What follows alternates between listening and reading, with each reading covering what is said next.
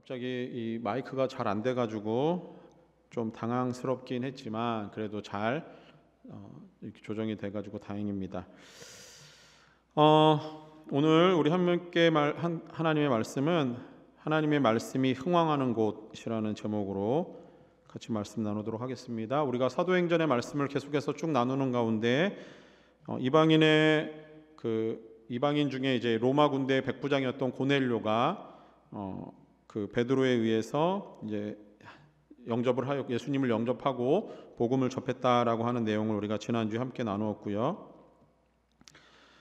이제 그로 인해서 그의 가정과 주변의 사람들이 회심하는 역사가 이제 생겼습니다. 근데 지난주에도 잠깐 나눴지만 고넬료의 회심 그리고 그의 가정의 이 변화는 되게 중요한 사건이에요. 이전에는 없었던 이방인에 대한 선교, 복음이 들어갔다라고 하는 사실이 이제 이 사람을 시점으로 해서 이제 뒤에는 그 거의 모든 이야기가 이방인 선교에 대한 이야기가 나옵니다. 자, 그 가운데서 이제 예루살렘을 중심으로는 그 있었던 여러 가지 핍박으로 인해서 예수님 믿는 사람들이 많이 흩어지게 되었고, 흩어졌던 사람들이 이방 지역에 나가서도 유대인을 중심으로 복음을 전했습니다. 자, 그 가운데 오늘 우리가 다루려고 하는 이야기는 12장 말씀은 11장 말미에 있는 사건과 13장 그 초반을 여는 사건 사이에 중간에 끼어 있는 사건인데요. 그 11장 말미와 13장 초반에 나와 있는 사건은 안디옥 교회에 대한 이야기가 잠시 기록되어 있어요. 그래서 유대인 중심으로 복음이 전해지고 있는 예루살렘 교회의 이야기는 12장에 있고 11장 말미와 13장 초반에는 이방인을 중심으로 안디옥 교회에 선교하는 이야기가 나옵니다. 자, 이것을 좀 기억할 필요가 있는데 안디옥이라고 하는 도시는 당시 로마에서 세 번째로 큰 도시 중에 하나였어요. 그래서 안디옥에서는 그 바나바와 사울을 중심으로 이방인 선교가 활발하게 벌어지고 있었고 또 그렇게 교회가 세워짐으로 인해서 교회는 성장하고 있는 그런 시점이었습니다. 자, 여기서 안디옥 교회가 얼마나 영향력이 있었는지 보여주는 한 구절이 나오는데 그것이 사도행전 11장 26절 말씀에 한 구절이 나와요. 자막을 보시면요, 제자들이 안디옥에서 비로소 그리스도인이라 일컬음을 받게 되었더라, 이 한 구절이에요. 이거 예전에 작년 11월인가요? 아마 제가 설교했던 본문에 있었던 내용인데 그리스도인이라고 하는 이름을 안디옥에서 이방인 교회가 처음으로 얻게 된 이름이에요. 근데 이 이름이 자기들이 우리를 그리스도인이라 불러줘라고 생각해서 불러달라고 했던 이름이 아니라 예수님 믿지 않는 다른 사람들이 이 안디옥 교회에 모여있는 그리스도인들을 보면서 저 사람들은 그리스도인이다 라고 이야기하는 부분에서 이제 그리스도인이라는 이름을 얻게 됩니다. 자, 그런데 이게 되게 신약 성경에서 뭐 제자들, 그 다음에 뭐 성도들, 형제들 이런 표현 많이 나와요. 근데 이 모든 표현이 비슷하게 그리스도인이라고 하는 표현으로 연결이 돼요. 근데 이게 재밌는 것은 거의 한 2000년이 흐르는 시간 동안 그리스도인이라고 하는 의미는 한 번도 달라진 적이 없어요. 안디옥 교회에서 성도들이 모였을 때 예수 믿지 않는 사람들이 예수 믿는 그 사람들을 보면서 그리스도인이다라고 불렀던 그 의미 그대로 지금도 세상 사람들은 그리스도인을 같은 의미로 보고 있다라고 하는 거예요. 자, 그리스도인이라고 하는 것은 예수님의 가르침을 따르는 사람이라고 하는 아주 단편적인 의미가 있고요. 더 나아가서는 복음을 전하고 가르치는 사람을 그리스도인이라고 합니다. 예수님이 전해준 진리의 말씀을 위해서 어떤 고난도, 어려움도, 그것 때문에 찾아오는 어려움도 이렇게 회피하지 않고 버티고 진리를 수호해 나가는 사람들, 그 사람들이 바로 그리스도인이에요. 그래서 여러분들은 이 시대에 여기서 예배드리고 있는 여러분들이 그리스도인인 줄 믿습니다. 예수님의 가르침을 따를 뿐만이 아니라 그 가르침을 다른 사람에게 전하고 또 그 가르침 속에서 나의 삶을 적용했을 때 여러 가지 어려움과 반대에 부딪히지만 그럼에도 불구하고 꿋꿋하게 그리스도를 따르는 사람들, 그것이 바로 그리스도인입니다. 자, 그런데 그리스도인이라 이렇게 불리고 나서 이제 13장 초반에 가면은 사도 바울이 이제 비로소 이제 선교하러 이방인 지역으로 나가게 돼요. 자, 그때 이 불렸던 이름이 필요할 거 아닙니까? 도대체 예수님을 전하는 사람들을 뭐라고 불러야 되지? 라고 할 때 아무 이름이 없으면 이상하잖아요. 그래서 11장 말미에서 아마 그리스도인이라 불리었다라고 하는 이 이름이 이제 13장으로 넘어가면 이방인 선교를 위해서 예수님을 믿고 따르고 전하는 사람들을 그리스도인이라고 하는구나라는 이름이 필요했던 것 같아요. 그게 이제 11장 말미에 나와요. 자, 그런데 사도행전을 혹시 13장까지 읽으신 분? 아무도 안 계신 거예요? 정말 1억입니까? 읽어보세요. 나중에 집에 가서 읽어보시면은 11장, 12장, 13장의 내용이 순서적으로는 연결이 잘 되지 않아요. 이제 11장 말미와 13장 초반은 연결이 되는데 12장의 내용이 너무 생뚱맞아요. 그래서 집에 가서 꼭 읽어보세요. 네. 여러 명이 대답했어요. 이름은 제가 적어놓지는 않았겠습니다. 읽어보세요. 자, 이방인 선교가 이제 착착 진행될 준비를 하고 있을 때 이게 이방인 선교는 안디옥 교회가 이제 감당을 하기 시작하는데 12장을 보니까 예루살렘 교회 중심으로 일어났었던 일이 딱 거기에 기록돼 있어요. 이게 사도행전을 쓴 사람이 누구였죠? 누가 사도행전을 썼죠?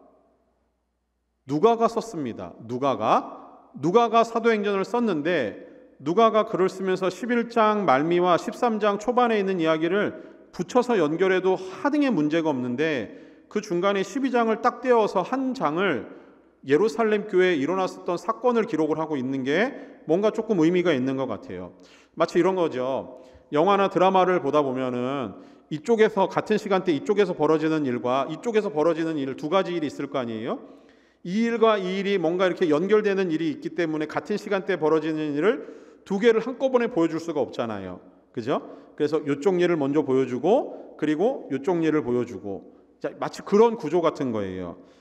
예를 들면은 이제 축구 경기가 동시간대 같은 시간대에 한국과 일본이 경기하는 경기장이 있을 거고 또 다른 쪽에서는 미국과 영국이 똑같은 시간대에 경기를 한다고 생각해 봤을 때 한국과 일본의 경기가 있다면 미국과 영국의 경기도 있는 거예요. 자, 그 관점에서 11장 말미와 13장 초반을 연결하고 12장은 따로 떼어놓고 한 장을 읽어도 예루살렘 교회에서 일어났었던 일을 설명하기에는 충분합니다.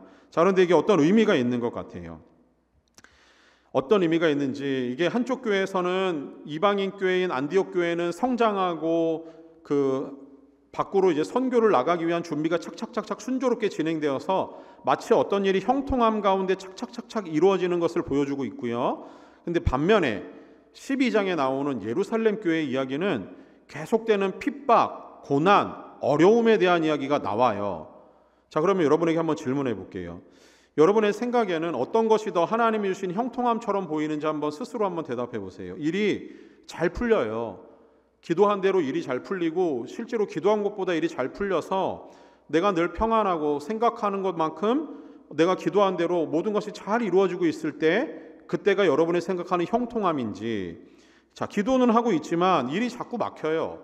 되지도 않고 그 일이 힘들고 고난스럽게 여러 가지 일들이 겹쳐가지고 일이 잘 진행되지 않고 있을 때, 자, 여러분이 생각하기에는 어떤 것이 더 형통함의 은혜인 것 같아요? 당연히 일이 순조롭게 기도한 것보다 더 잘 이루어지면 내 기도 응답이 이루어지고 순조롭게 일이 형통하게 진행된다라고 생각하지 않겠습니까? 그렇죠. 그런데 오늘 본문은 12장의 이 한 사건을 통해서 하나님이 일하시는 형통함이라고 하는 것은 우리의 생각과는 다를 수 있다라는 것을 보여줍니다. 자, 그 중에 예루살렘 교회에 있었던 두 가지 사건을 시작으로 이제 이야기가 전개돼요.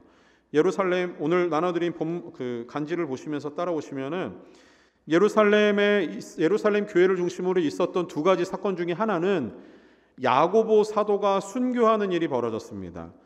자, 이것이 사도행전 12장 1절과 2절 말씀에 나옵니다. 자막을 보시면은 그 중에 하나는 그때 헤롯 왕이 손을 들어 교회 중에서 몇 사람을 해하려 하여 요한의 형제 야고보를 칼로 죽이니라는 거예요. 자, 헤롯이라고 하는 사람이, 그 왕이 요한의 형제, 예수님의 12제자 중에 한 명이었던 세베대의 아들인 야고보를 칼로 죽였대요. 야고보의 순교 사건이 나타납니다. 자, 야고보의 순교 사건으로 인해서 예루살렘 교회가 또 크게 흔들리고 있는 실정이에요. 여기서 얘기하는 헤롯 왕이라고 하는 이 사람은 어떤 사람이냐면은 혹시 헤롯 왕의 이름을 기억나는 이름이 있어요? 언제적?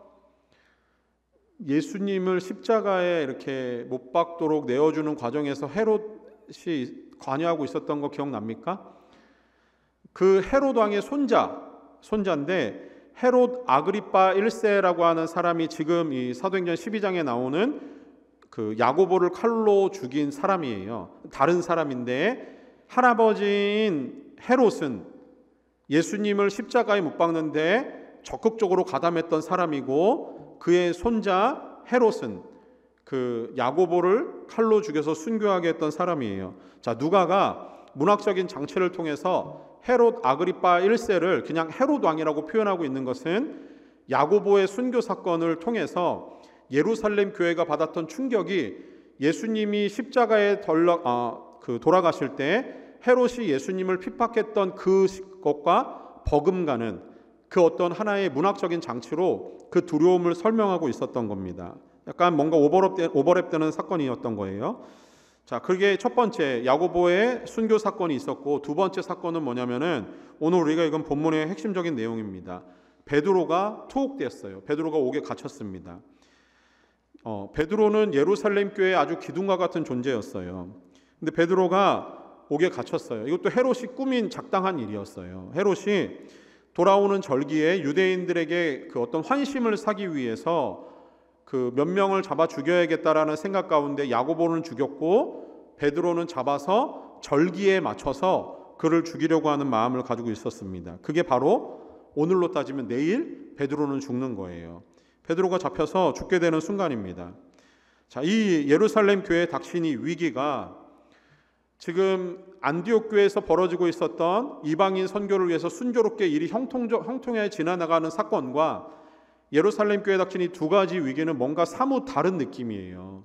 형통함으로 설명하자면은 안디옥 교회는 형통하게 일이 잘 풀리고 있지만 예루살렘 교회는 핍박과 고난과 박해 가운데 어려움을 겪고 있는 사건이 뭔가 두 개가 다른 사건처럼 보여져요. 그런데 하나님은 안디옥 교회건 그 예루살렘 교회건 하나님의 시선은 똑같다라고 하는 거예요. 제가 뒤에서 설명을 드릴게요. 자, 그래서 오늘 우리가 나누려고 하는 것, 하나님이 생각하는 그 교회의 형통함, 성도의 형통함이라고 하는 것은 오늘 본문의 말씀에서 복음을 움직이는 세 가지의 힘, 그것을 살펴보면서 그 힘이야말로 성도와 교회 공동체를 지켜내는 힘이고, 그 힘이 진정으로 성도와 교회를 형통함으로 이끄는 힘이라고 하는 것을 여러분과 나누려고 합니다. 자, 첫 번째는 이거예요. 복음을 움직이는 세 가지 힘이 본문에 나오는데 첫 번째 힘은 성도의 기도입니다. 성도의 기도예요. 야고보 사도가 순교를 당하고 베드로 사도는 잡혀서 죽을 날만 기다리고 있는데 이제 내일이면 죽을 거예요. 베드로를 지키기 위해서 헤롯이 군인들을 거기다가 세워놨는데 얼마나 철통같이 지키고 있냐면요, 4명을 한 조로 묶어서 4개 조를 만들어서 이제 하루 종일 지키게 하는 거예요. 자, 근데 4명이 한 개 조로 지키는데 2명은 베드로와 함께 옥에 갇혀서 한쪽에는 베드로와 함께 수갑을 이쪽에 양쪽으로 차고 있고 한쪽에는 또 한 사람이 베드로와 함께 수갑을 차고 있는 거예요. 그러니까 베드로는 양손에 수갑을 따로 2개를 차고 한 사람이 그 군인이 서로 지키고 있는 실정이고, 베드로를 지키기 위해서 옥문에 2명의 그 또 이제 지키는 사람들이 서 있는 실정이에요. 자, 이렇게 듣고 보면은 베드로의 손목에 그 쇠사슬을 메고 있는 상황이고, 또 양옆에서 2 사람이 함께 쇠사슬을 메고 그 군인이 지키고 있는 실정이에요. 결국 베드로는 이 밤이 마지막 밤인 거예요. 빠져나갈 수 있는 구멍이 없어요. 이 밤이 지나면 헤롯은 베드로를 죽일 생각이었습니다. 그래서 더욱 삼엄하게 예수님의 시체를 도둑질했다라고 하는 사람들의 그 속에서 예수님의 부활을 믿지 않는 사람들은 예수님의 시체를 도둑질해서 감추었다라고 하는 그 잘못된 소문을 내서 예수님의 부활을 믿지 않게 했던 그 의도와 똑같은 의도를 가지고 베드로는 도무지 누가 들어와서 그를 탈출시키지 못하도록 이렇게 삼엄한 경비를 세운 거예요. 이 큰 위기 앞에서 성도들이 했던 일이라고 하는 것은 모여서 기도했습니다. 베드로를 위해서 기도했어요. 간절한 마음으로 마음을 모아서 기도했습니다. 그때 놀라운 기적이 일어나요. 베드로 사도가 그 감옥에서 나오게 되는 사건이 벌어져 있습니다. 오늘 읽은 본문에 보면은 그게 잘 드러나요. 하나님의 천사가 베드로를 묶고 있던 쇠사슬을 풀어냅니다.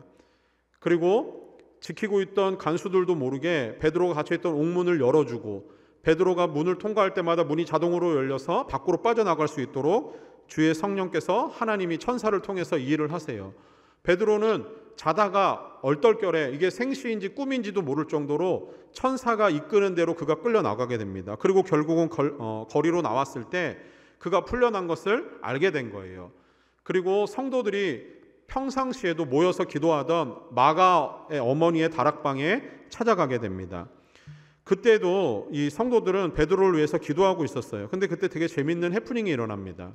성도들은 모여서 베드로를 위해서 기도했을 거예요. 그런데 베드로가 문 앞에 와서 문을 두드려요. 그리고 로데라노가 하는 한 여자아이가 와서 누군지 묻는데 안에서 들으니까 그 음성이 베드로예요.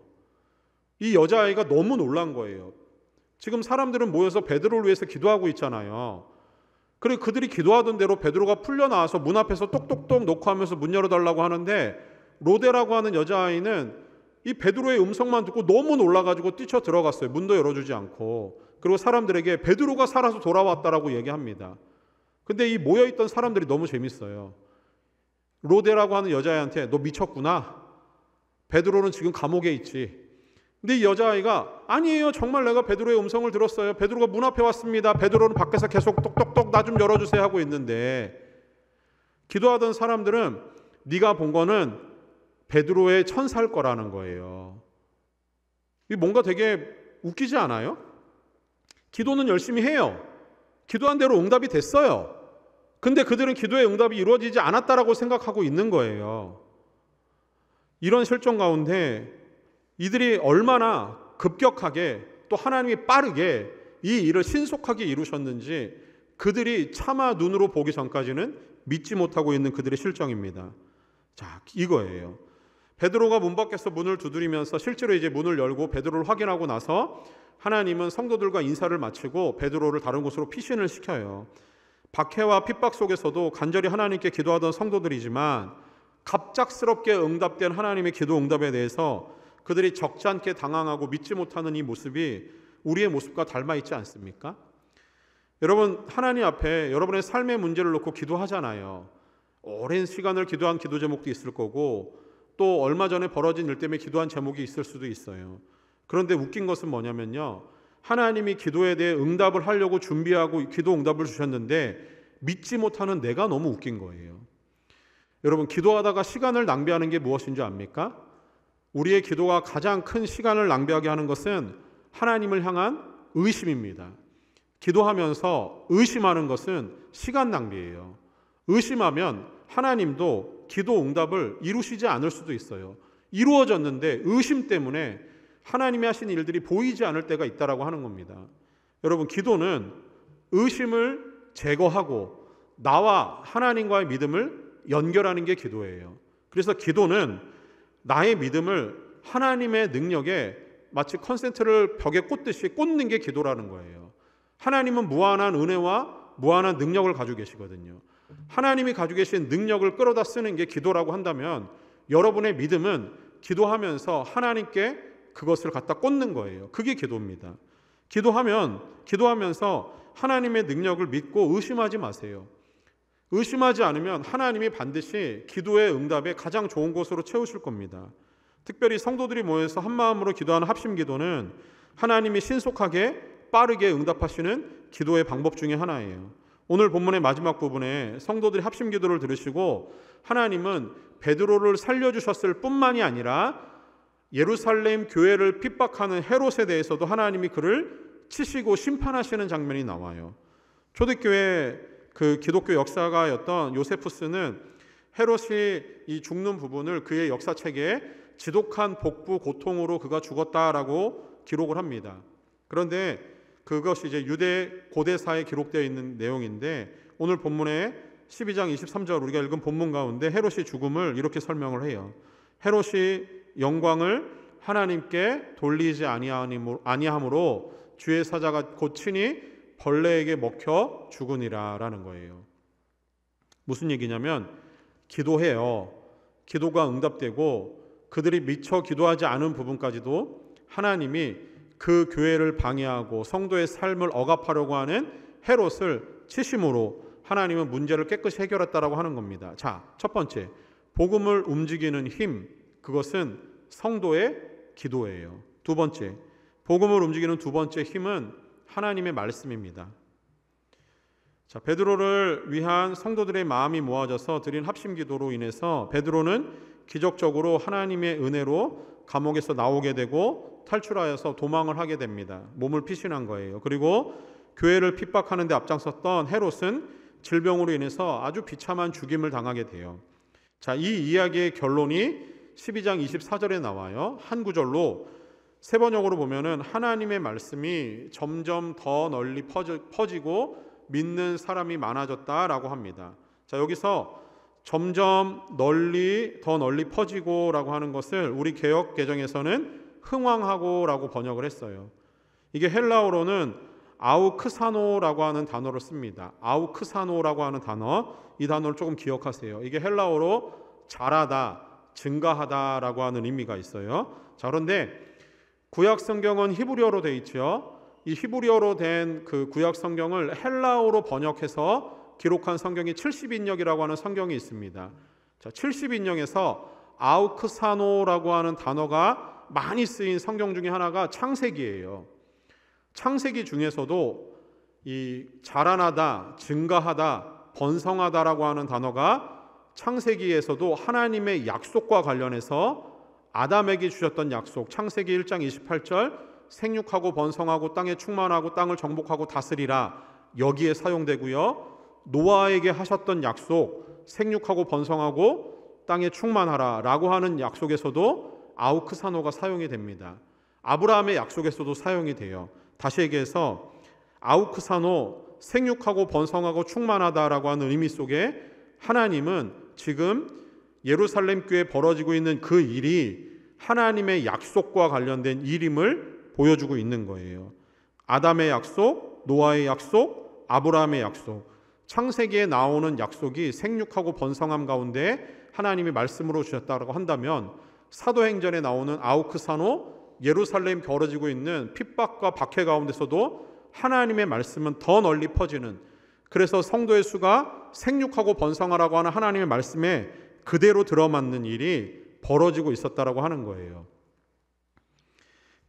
하나님의 교회는 그렇게 하나님의 말씀이 퍼져나가면서 하나님의 말씀의 힘에 의해서 교회는 지탱되는 거예요. 하나님은 교회가 어떤 세상의 핍박과 박해 속에서도 성도의 기도를 통해서 하나님의 언약이, 하나님의 말씀이 세상 사람들에게 널리 퍼지도록 하나님은 일하고 계신다라고 하는 거죠. 다시 말해서 하나님의 말씀은 구약시대처럼 특정한 개인들을 통해서가 아니라 하나님이 부르신 모든 하나님의 백성들을 통해서 그 말씀이 널리 퍼지도록 하나님은 성도의 고난과 핍박도 사용하신다라고 하는 겁니다. 그래서 복음을 움직이는 두 번째 힘은 하나님의 말씀이에요. 자, 제가 첫 번째 오늘 설교의 포인트를 얘기하면서 첫 번째 제일 처음에 여러분에게 드렸던 질문 중에 하나는 형통함이라고 하는 주제였어요. 이 주제를 놓치면 안 돼요. 그것을 설명하기 위해서 복음을 움직이는 세 가지 힘을 말씀드리고 있는 중에 있습니다. 자, 형통함이 무엇인가를 따라가 봅시다. 세 번째, 복음을 움직이는 세 번째 힘은 성령의 충만함이에요. 성령의 충만함. 자, 베드로의 탈출 사건과 헤롯의 죽음, 이것을 설명하는 이 신비적인 일, 초월적인 일은 성령이 하시고 있는 일이에요. 이 모든 과정에 성령이 깊이 있게 개입을 하고 계세요. 성도의 기도를 통해서 하나님의 말씀이 흥왕하여 퍼지게 하기 위해서 성령이 지금 일하고 계신다라고 하는 거예요. 다시 얘기해서 성령은 교회를 붙들고 있는 가장 강력한 힘입니다. 교회를 붙들 뿐만이 아니라 교회의 핍박과 고난 속에서도 교회가 버티고 말씀이 흥왕하여 퍼져가도록 하는 가장 강력한 힘은 성령의 충만함에 있었어요. 그래서 사도행전을 저번에도 얘기했지만 사도행전은 곧 성령 행전이라고도 이야기해요. 성령이 어떻게 이야기하시는가, 성령의 고난과 핍박 가운데서도 어떻게 일하고 계시는가를 실감나게 보여주는 장면이 사도행전 12장의 말씀입니다. 자, 형통함을 가지고 교회를 움직이는, 복음을 움직이는 세 가지 힘을 얘기했어요. 첫 번째 힘이 뭐였죠?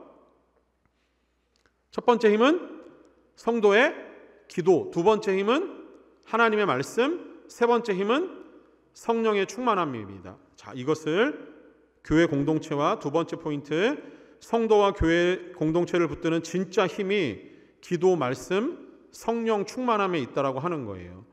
제가 처음에 어떤 질문으로 시작을 했다고 그랬죠? 형통함이라고 하는 질문으로 시작을 했는데, 교회를 붙드는 진짜 힘이 기도와 말씀과 성령 충만으로 연결되고 있다라고 하는 것을 보셔야 돼요. 복음이 기도와 말씀과 성령의 능력에 의해서 움직인다라고 한다면, 복음을 짊어지고 삶을 살아가는 성도의 힘도 마찬가지로 기도와 말씀과 성령의 충만함에 의해서 성도는 힘을 얻어서 살아갈 수 있는 거예요. 항상 기도하고, 그래서 하나님과 소통하고 하나님의 말씀을 사랑하여서 가까이하며 그 말씀에 순종하는 사람, 그 사람의 삶에 성령의 충만함으로 역사하시는 줄 믿습니다. 기도하는 사람, 하나님의 말씀에 순종하는 사람, 성령이 그 사람을 통해서 그 사람의 삶이 무너지지 않도록 성령이 붙들어 주시는 거예요. 성령이 붙들고 계셔서 삶이 형통함으로 바뀌는 겁니다. 사랑하는 청년 여러분, 우리의 삶은 말씀과 기도, 그리고 우리를 붙들고 계시는 성령의 충만함에 의해서 우리의 매일매일의 삶이 살아가지는 거예요. 그런데 여러분에게 한번 질문해 볼게요. 이게 우리의 형통함을 이끄는 힘이라고 한다면 여러분에게 한번 질문해 볼게요. 기도하지 않는데 잘 살아져요. 기도하지 않는데 성공을 해요. 그러면은 그 삶은 성령이 이끌어 가시는 삶입니까? 둘 중에 하나일 거예요. 기도하지 않아도 성공하고 기도하지 않아도 잘 살아져요. 세상 사람들은 그 삶을 형통함이라고 이야기하지만 성도는 기도하지 않고 잘 살아지고 기도하지 않고 성공하는 삶을 형통함이라고 이야기할 수 없어요. 이유는 그 삶은 성령의 충만함, 성령이 이끌어 가시는 삶이 아니기 때문입니다. 그러면 둘 중에 하나일 거예요. 기도하지 않은데 성공하고 있다면 그 삶은 성도의 삶이 아니거나 그 성도의 삶은 위기에 처해 있다라고 하는 거예요. 또 하나, 말씀을 읽지도 않고 말씀을 공부하지 않는데 내 삶에 아무런 위기도 없어요. 고통이 따르지 않아요. 그러면은 성도의 삶이 아니거나 그 삶은 위기입니다. 하나님의 백성이 하나님의 말씀 없이도 살아간다라고 하면은 그는 하나님의 백성이 아니거나 하나님의 백성이라면 그의 삶은 위태로운 거예요. 하나님의 백성으로부터 자꾸자꾸 우리를 멀어지게 해서 기도하지 않게 하고 말씀 보지 않게 하고 하는 것, 누가 하는 일이겠습니까? 사탄이 하는 일 아니겠습니까? 하나님의 백성이라고 스스로 자부하며 살아가는 여러분이라고 한다면 기도하지 않고 성공하는 일에 마음을 쏟으면 안 되는 거예요. 그거는 하나님이 기뻐하시지 않아요. 말씀을 보지 않는데 내 삶에 아무런 꺼리낌이 없고 부끄러움이 없어요. 그 삶은 하나님의 백성의 삶이 아닌 거예요. 그것을 자랑으로 여길 필요가 없습니다. 사탄은 우리를 간사한 속임수로 유혹을 해요. 기도하지 않아도 잘 살 수 있어. 하나님 말씀 없어도 괜찮아. 하던 대로 하면 돼. 너가 생각하고 있는 그게 맞는 거야. 사랑하는 여러분, 말씀을 정리하며 여러분에게 도전합니다. 세상에 존재하는 영적인 공동체를 하나 찝으라고 한다면 그 공동체는 교회일 수밖에 없어요. 세상에 존재하는 많은 사람들에게 영적인 사람이 누구냐고 묻는다면 그 대답은 성도일 수밖에 없습니다. 그래서 목사인 저는 영적인 사람이어야 되고 여러분과 말씀을 나누고 있는 여러분 역시 영적인 사람이어야 돼요. 우리의 삶의 여러 가지 일들을 해석하는 방법은 여러 가지가 있겠지만 우리는 영적인 사람들이기 때문에 우리 삶에 벌어지는 일들은 영적으로 해석할 수밖에 없어요. 여러분의 삶에 기도하지 않고 말씀 보지 않는데 성공하고 잘 되고 있다면 영적으로 해석해 보세요. 하나님이 그 삶을 기뻐하시지 않아요. 여러분의 삶에 위기가 있고 고통이 찾아와요. 기도한 대로 되지도 않지만 나는 끊임없이 기도하려고 몸부림을 칩니다. 말씀을 읽고 말씀대로 살려고 할수록 내 삶에 더 큰 핍박과 고난이 다가와요. 그 문제는 영적으로 해석해 봅시다. 내가 기도하고 하나님 말씀에 붙들려 살려고 노력하면 노력할수록 세상이 나를 가만히 두지 않는다면 잘 살고 있는 거예요. 오늘 11장의 말미와 13장의 초반에 나오는 안디옥 교회의 형통함과 12장 중간에 껴있는 예루살렘 교회의 핍박과 고난의 이야기는 같은 맥락이에요. 하나님은 우리의 삶을 기도한 대로, 기도한 것보다 크고 놀랍게 역사하시는 힘도 하나님이 주시는 형통함이 맞아요. 그러나 예루살렘 교회처럼 기도하고 그리고 하나님 말씀을 묵상하고 복음을 전파하려고 애쓰고 있지만 때로는 핍박이 와요. 고난이 찾아와요. 그것도 하나님이 주시는 형통함이라고 하는 거예요. 사도행전 12장이 여기 필요한 이유는 무엇이냐면요, 이제 13장을 건너가면서 이후로 진행되는 모든 사건 가운데 한결같이 끼어있는 한 가지가 있어요. 그게 뭐냐면 복음을 전하는 현장에는 언제나 고난과 핍박이 따라옵니다. 예루살렘 교회의 이야기, 고난과 핍박이 여기 기록되어 있지 않다면 13장 이후에 나타나는 고난과 핍박, 하나님 일을 한다고 하면서 왜 내가 이렇게 고난스럽고 내가 왜 이렇게 실패하는 것 같아 내 삶이 이렇게 초라하게 여겨지지? 라고 하는 것에 대한 질문을 사도행전 12장 말씀이 우리에게 답을 주는 거예요. 그것도 하나님이 하시는 일이라는 거예요. 이제 사도행전 28장까지 읽어 나가시면서 성도의 삶에 닥치는 고난과 핍박, 때로는 돌에 맞고요, 때로는 죽임을 당한 것 같은 어려움이 찾아와요. 그리고 실제로 사도 바울은 예루살렘으로 올라가는 그 걸음이 죽으러 올라가는 걸음이에요.